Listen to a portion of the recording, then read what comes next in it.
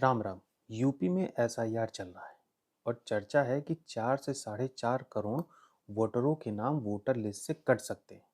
अब लेकिन सवाल ये है कि कट कौन रहा है और इसका फायदा किसको होगा, क्योंकि आज अखिलेश यादव ने कहा कि हर विधानसभा में बीजेपी के लगभग 84,000 वोट कट रहे हैं और इस हिसाब से 2027 में समाजवादी पार्टी की सरकार जीत जाएगी। और यही अखिलेश यादव कुछ दिन पहले कह रहे थे कि एसआईआर के बहाने पीडीओ के वोटर का नाम जानबूझकर कि बीजेपी काट रही है। अब सीधा सा सवाल है कि अगर वोट कट रहे हैं तो वह बीजेपी के हैं या विपक्ष के, ये कैसे पता चलेगा?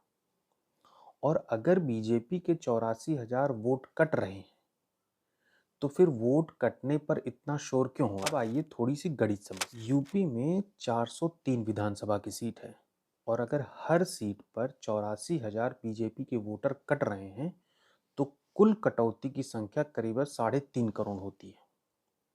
और जो अखिलेश यादव और जो सरकार कह रही है कि 4 साढ़े 4 करोड़ वोटर कट रहे हैं, हम वही मान लेते हैं। तो सवाल उठता है कि क्या ये कटौती सिर्फ बीजेपी के वोटरों की है या असल में गरीब, पिछड़ा, अल्पसंख्यक और प्रवासी वोटरों के वोट काटे जा रहे हैं? राजनीति में विरोधाभास नहीं चलता।